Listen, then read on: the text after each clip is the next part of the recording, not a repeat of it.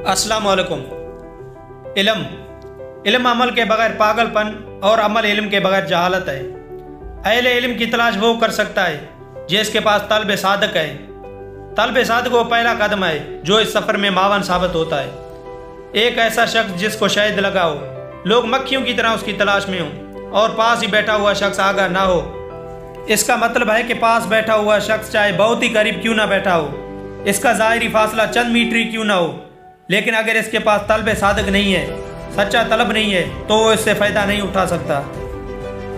आदमी हैरान होता है कि इल्म किस बहाने से मुझ तक पहुंचा। अगर तलब सादक ना हो तो फिर साथ वाले घर में दुनिया का सबसे बड़ा दानश्वर भी रहता हो तो इल्म नहीं मिलता। फ़ायदा हमेशा वो शख्स उठाता है जिसने प्यास महसूस की हो। आप तलब लेकर निकलें, रास्ते खुद बनेंगे। इल्म वाले के साथ इल्म वाला जुड़ा होता है, इंसान के साथ इंसान जुड़ा होता है। खुदा को मंजूर होता है कि आपके अंदर बेहतरी हो। आप दुनिया में जैसे आए हैं उसी तरह दुनिया से ना जाएं, बेहतरी के साथ जाएं।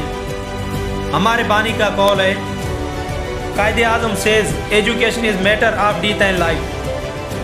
अपनी ज़िंदगी में एक काम ज़रूर कीजिए, आज ही पूरे शहर की लिस्ट बनाइए कि कौन कौन से ऐसे लोग हैं जिनकी फ़िक्री मजाल्स होती है और कहाँ होती है, उनको तलाश कीजिए। जो आज के ज़माने में रहते हुए पुरानी टेक्नोलॉजी के साथ रह रहा है वो ज़िंदा नहीं है, वो मरा हुआ है। आज के ज़माने का सबसे बड़ा इनाम यह है कि आज के ज़माने की टेक्नोलॉजी को इस्तेमाल किया जाए। अगर आप उसे इस्तेमाल कर रहे हैं तो आज के ज़माने में जितने भी साहिबान इल्म हैं उन तक ज़रूर पहुँचे।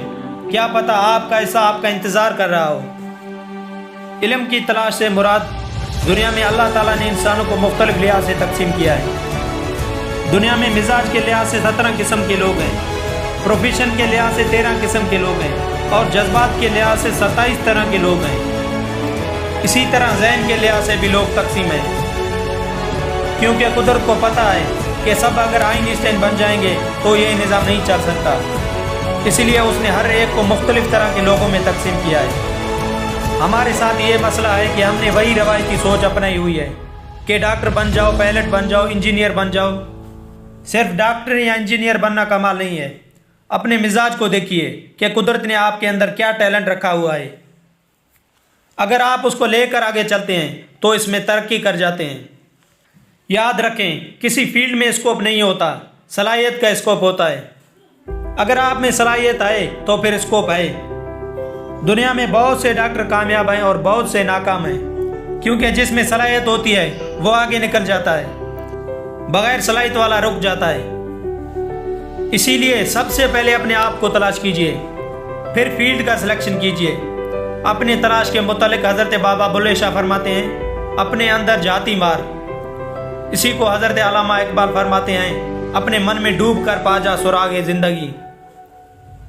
हम ज़माने को देखकर डॉक्टर बनना चाहते हैं, जबकि कुदरत हमें अच्छा प्रोफेसर बनाना चाहती है। जिस प्रोफेशन के लिए इंसान बना होता है उसमें पैसा और इज़्ज़त लाजमी तौर पर आता है, जबकि जो आदमी शौक़ के साथ काम नहीं करता वो सिर्फ पैसे के पीछे भागता है।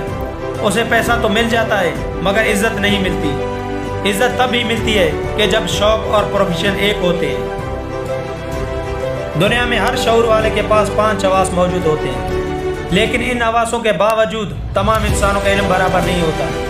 किसी का ज़्यादा है तो किसी का कम है। इल्म बराबर ना होने की वजह लोगों में इल्म की प्यास का फ़र्क है। अगर किसी के पास इल्म की प्यास ज़्यादा है तो वो उसके ज़रिए इल्म हासिल करके बड़ा इंसान बन जाता है। इल्म की प्यास ना हो तो सामने समंदर भी पड़ी हो तो इंसान उससे एक कतरा भी हासिल नहीं कर सकता। इल्म की प्यास तवज्जो से बनती है। प्यास के दर्जे हैं और उसी वजह से इल्म के भी दर्जे हैं। जो जितना प्यासा है वो उतना बड़ा मुफ़क्किर बनकर दुनिया के सामने आता है। जो इल्म का प्यासा नहीं वो इल्म वालों के साथ रहकर भी अबू जहल बन जाता है। ज़िंदगी में वो इल्म हासिल कीजिए जिसके बारे में मेरे नबी हुजूर अकरम सल्लल्लाहु अलैहि वसल्लम ने फरमाया, इल्म नाफ़ा सीखो।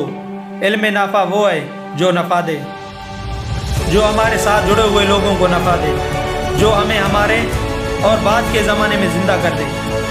जब हम दुनियावी ज़िंदगी में रहें तो फ़ायदा पहुंचाते रहें और जब चले जाएं तो लोग सलाम करें।